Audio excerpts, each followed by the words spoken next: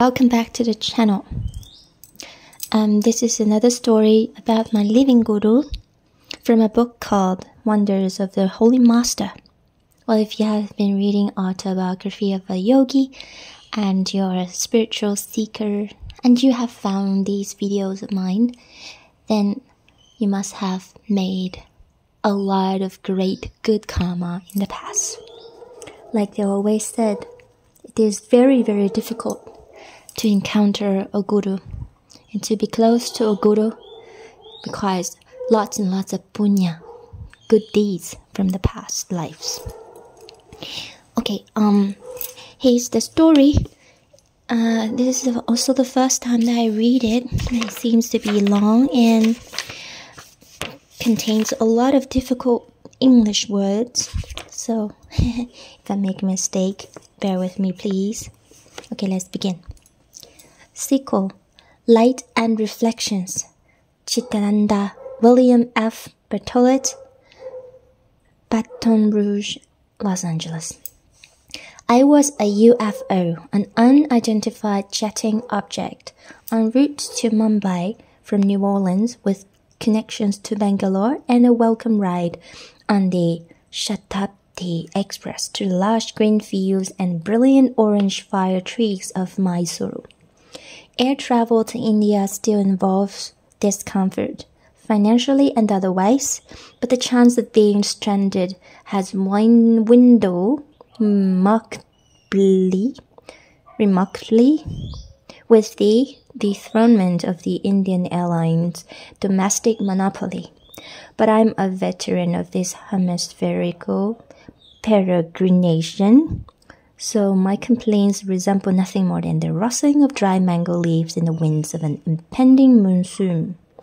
I call myself unidentified because in the 9 years of associating with His Holiness Parama Puja Sri Swamiji, I had not asked for a spiritual name.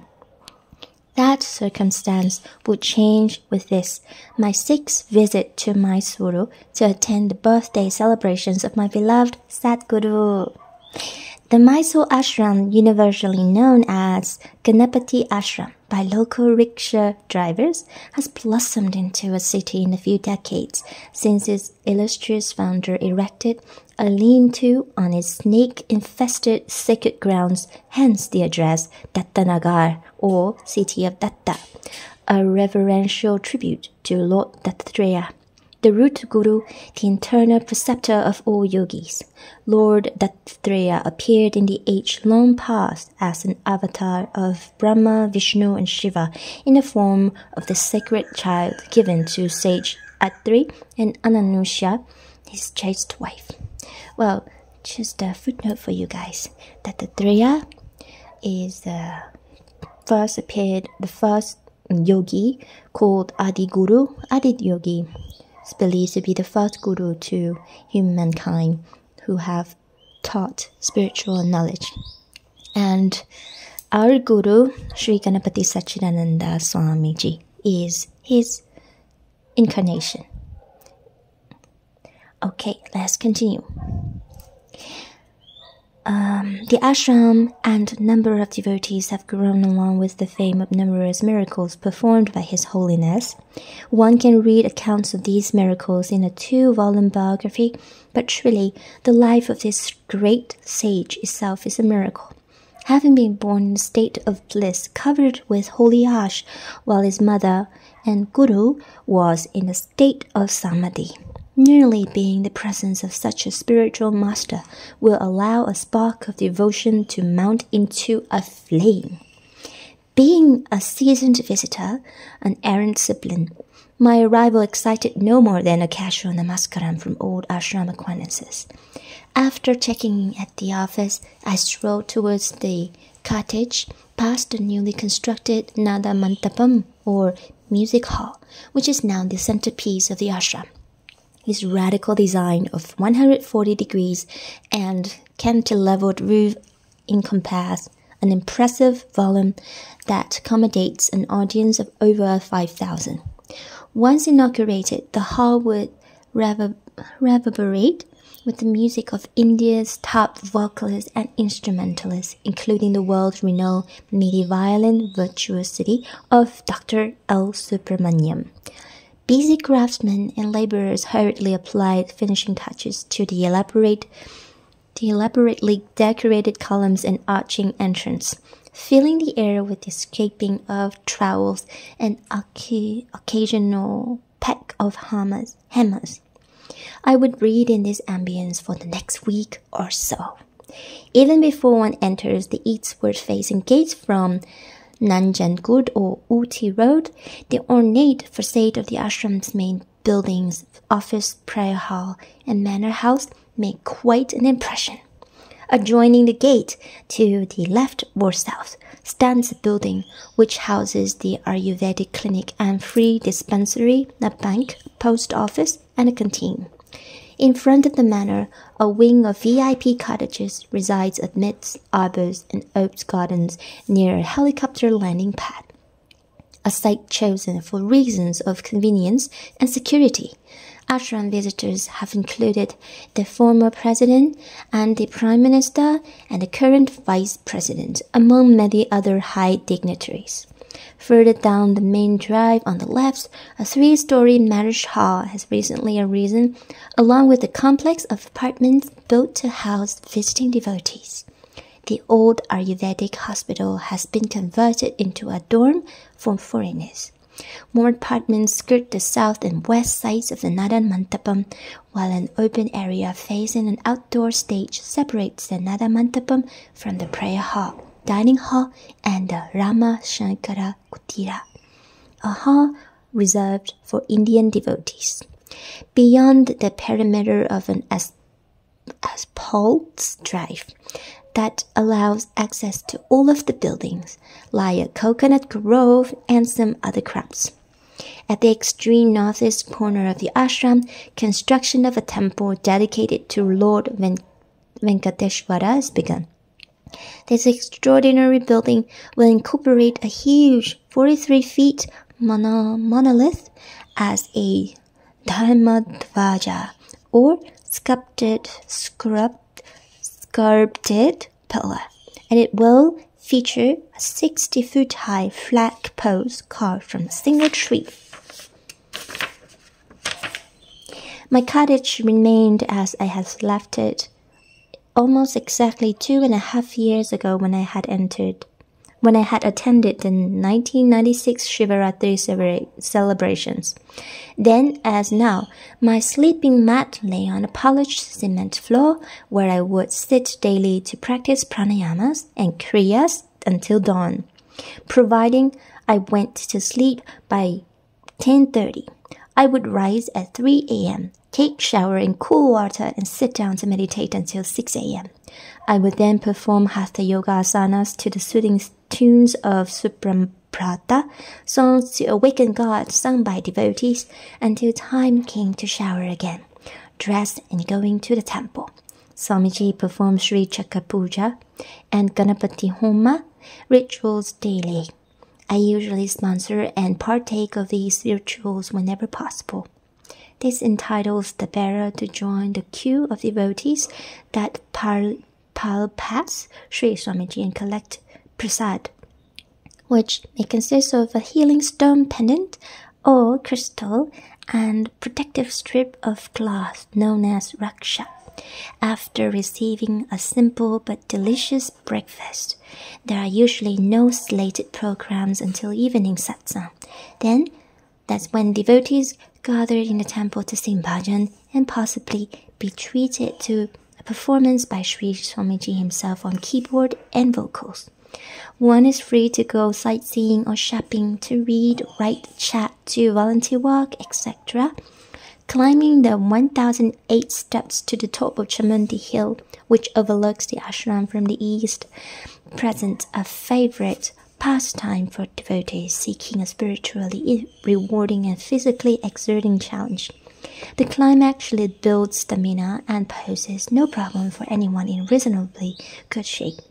However, the climber, upon reaching the top, faces a social challenge in gracefully warding off urgent But there are amenities, fresh, sweet coconut juice for 5 rupees. Of course, right now it's 2025 and the price has risen up. Souvenir postcards, local color, fabulous temple, and perhaps a garland for the temple's goddess, Chamundi.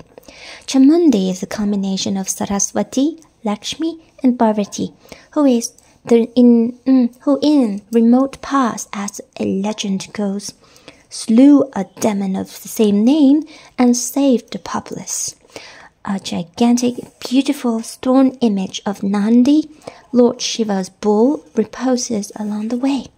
It is said that the desires get fulfilled and wishes come to fruition after performing namaskaram and pradakshina to this Nandi, which is the second largest idol in India. Ashram life provides a structure wherein the residents begin and end each day worshipping the Lord. Time proceeds more slowly than on the outside, and it is not uncommon for visitors to lose track of time and neglect to wear their watches. If there are no appointments, then no disappointments, as our dear Guru is wont to advise. During the week of birthday festivities, however, programs are liable to begin earlier and end later, and a little time remains for personal interviews, which brings me back to the issue of my name. The morning after my arrival, Sri Swamiji granted the interview at which I broached the idea. Sri Swamiji said he would consider it, and so I dropped the thought until Saturday morning when His Holiness called me to altar and to christen me with a garland and a name, Chittananda, meaning mind and heart always in bliss. Wonderful! I have a new handle embroidered means to share some reflections on the relationship of Guru and disciple accrued during my tenure as devotee, and some insights and speculations on the requirements of a spiritual life. You, on the other hand, may be inspired to skip the next few paragraphs. Well, taking up a spiritual life requires a change in perspective that opposes in many ways our familiar approach to life. Waking up at 3 a.m. to practice yoga, fasting, killing desires, voluntarily taking cold showers in the dead winter, these actions certainly go against our natural inclination. Okay, I don't do that, guys. As to that detachment from friends and relatives, career, hobbies, pleasures, etc., and we have a recipe for misanthropy at the very least. But when it comes to the admonition that one must be content, sattvic, and curb any ambitious thought and behavior before it creates new karma, we're advised to watch our words, action, thoughts, character, heart. All of this may appear quite negative or even perverse. However, there are some strong reasons and the guiding light that justifies such extreme discipline. Nature and culture shape our physical and social demeanor. We adopt cleanliness and good manners because they promote health and well-being. Thus, nature declares parents to be our first gurus from whom we learn the basics of physical and social survival. But it is the Sadguru or spiritual master who encourages us to take our first spiritual steps.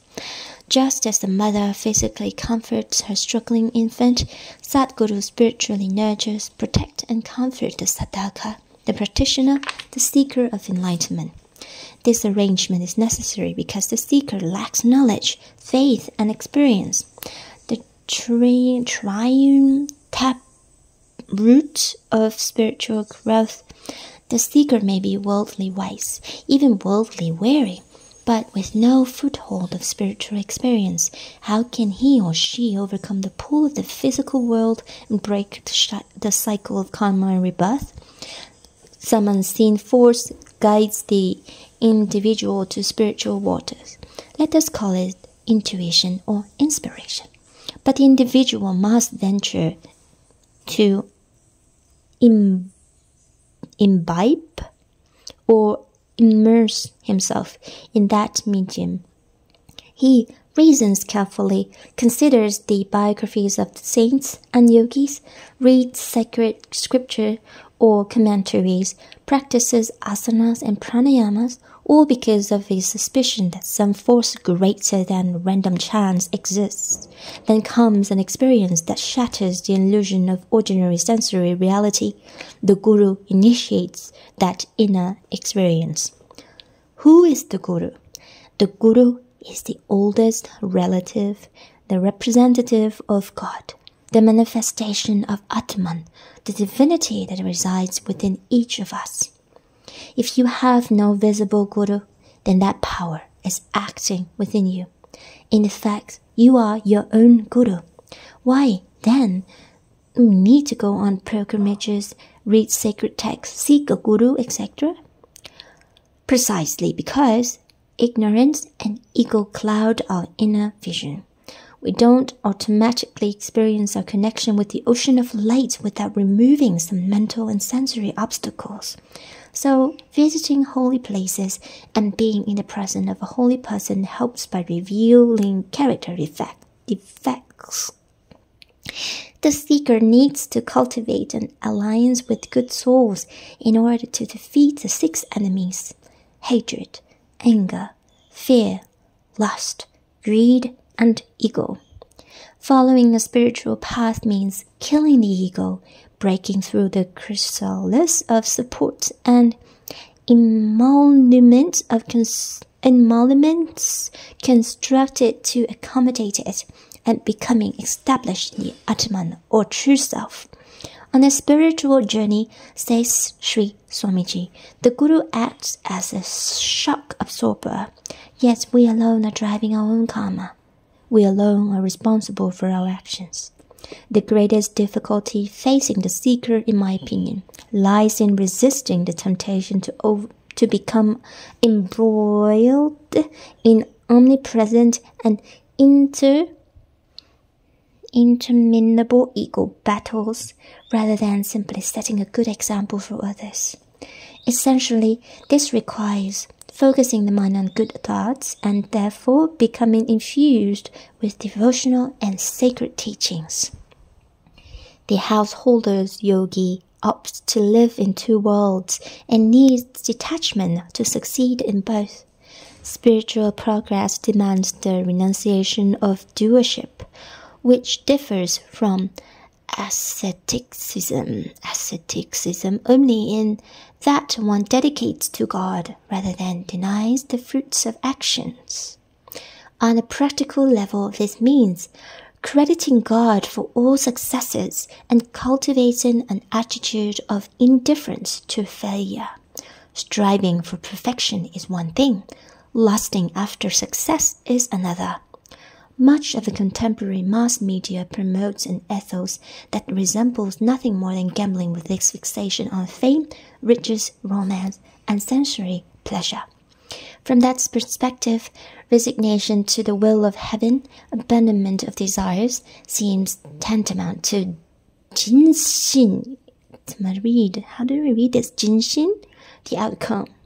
No idea. So in the real world, however, the leap of faith required to surrender to God takes extraordinary maturity and wisdom. Yogic practices warn against hanging one's hopes on vain or impermanent goals and offer a ladder to greater maturity. I once asked Swamiji to explain the importance of rituals, and have since learned that they convey knowledge and help elevate our karmas. All rituals are composed of symbolic acts: pulling water to symbolize purification, offering flower signifies a willingness to devote thoughts to God.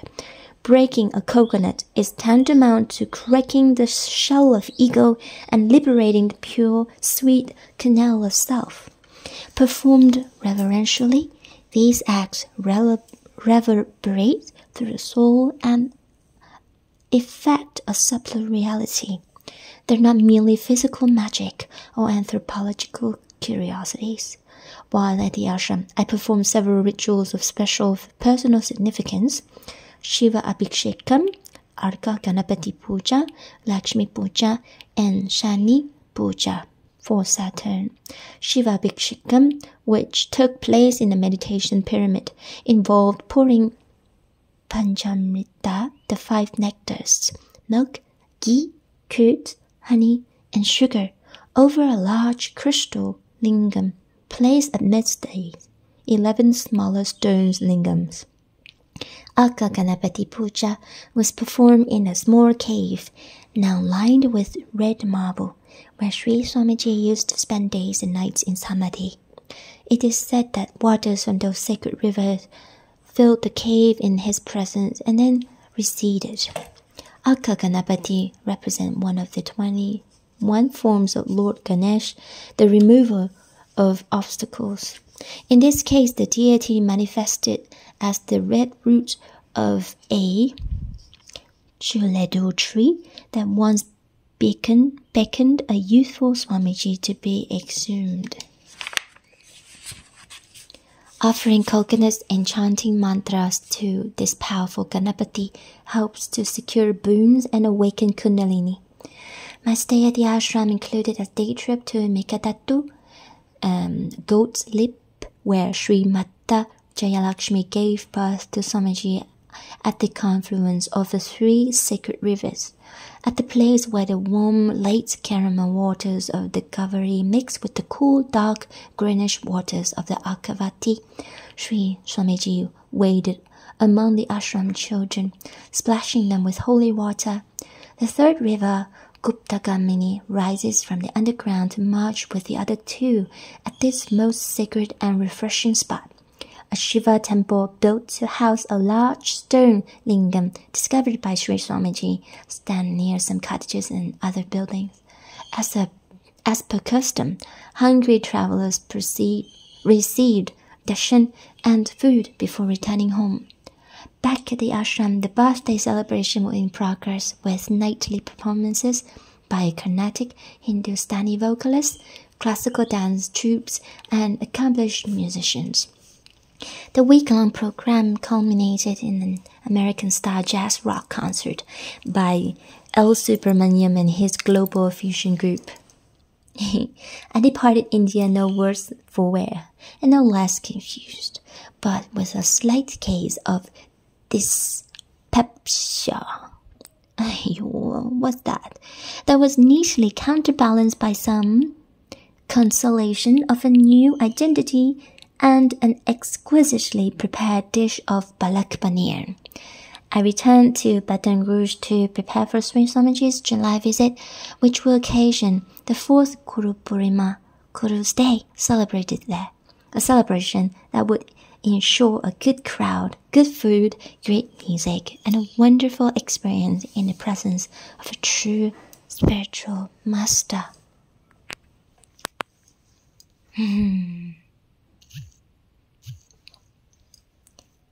Okay. I feel so blissed out right now and happy.